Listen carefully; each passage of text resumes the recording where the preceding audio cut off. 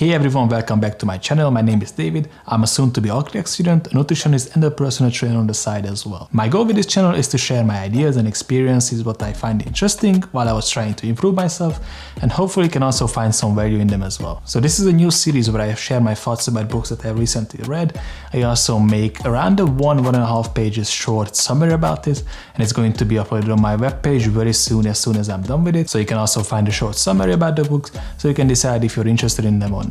Today I want to talk about Trish Taylor's book, The Yes You Are Good Enough. It is a nice and short book about imposter syndrome, how to overcome it and how to deal with it in your life. Now I would like to show you the actual physical copy of the book, but I read everything on Kindle, and this is just the case. This is my Kindle. So I read everything on Kindle and I haven't bought a physical copy over a year now, and trust me, I used to buy a lot, but ever since I started to read on Kindle, I started to take more highlights of the books, more notes from the books, I found out you can't really beat Kindle with anything. But back on topic. So just to be clear in the beginning, this is not a video about how to tackle imposter syndrome or how to get rid of it in your life, if that's even possible.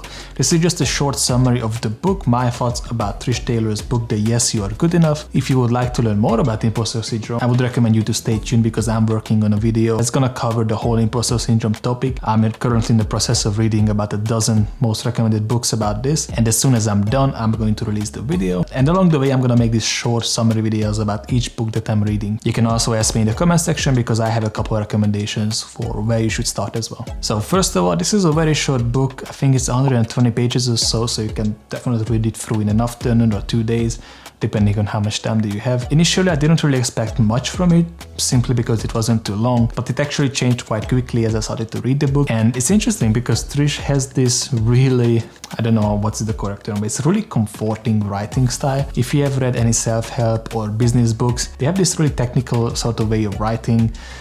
Sometimes it's hard to follow, there's lots of technical words in it, it's not really the way you communicate. And with Trish's book, the case is that it's written in a very, very comforting way, so it's like nice to read. It feels like, her and you just sitting across the sofa and just talking about life, how is things going. It's really, really engaging. So Trish explains the imposter syndrome and introduces to us throughout her own life, throughout her own experiences, growing up, tackling imposter syndrome as a singer or a writer. And these are all stories that we can easily connect with. And these are all stories that you can relate to, and you can imagine yourself struggling with it, or you might actually struggle with it as well. If you don't know what imposter syndrome is and why is it important to talk about it, then just to quickly sum it up, imposter syndrome is not an actual syndrome, it's not a mental disorder. What it is, it's a thought pattern, it's a mindset.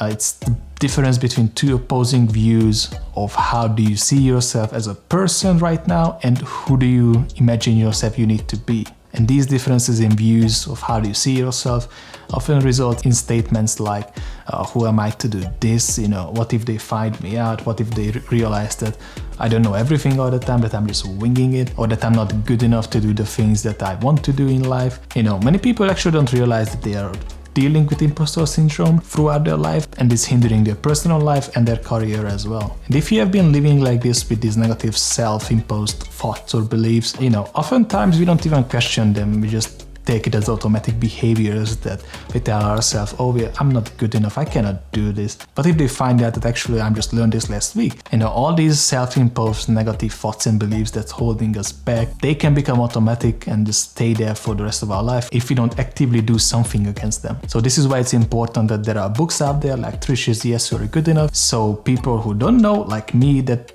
there is such a thing as imposter syndrome, that we all might as well dealing with it, we can actually find solutions for it, we can understand it better, and we can get tools and tactics to tackle with it throughout our life. The book does a good job of covering the overall topic of imposter syndrome, explaining what is it, where did it come from, how our beliefs and thoughts are influencing it, how can mindset change the whole situation, and what does overthinking and procrastination has to do with it. So overall, you get a really good understanding of what is it, why is it bad for you, how can you get rid of it. Plus, at the end of the book, you also get a 28 days guide of how to tackle imposter syndrome in our life. So why I think you should read this book is, for once, because it's short. Hear me out for a second. If you have been reading self-development books or just non-fiction books in general, most of the time the core idea of the book, the main takeaways of the book can be written down in 20 pages or less, and the book has an additional 300 pages on top of that, just filling out the gaps steps, giving you different solutions for different scenarios, different examples, etc, etc. There is a lot of things there to just fill the gap, while 80% of the book you can just, read it in the first 20 pages or so.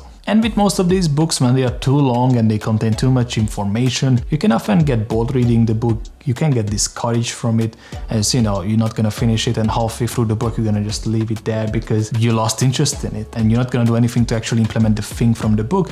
Meanwhile, when you have a 120 pages book and it's written in a way that it's actually quite nice to keep reading it, you are much more likely to actually continuously be interested in the topic, finish the book, and even try the things that the book says, so you have an actual chance to change your life for the better. So if you're looking for a quick understanding and a quick overview of what imposter syndrome is, how we can tackle it through our life, then this book is definitely for you. I really think it's a good read and you should definitely give it a chance.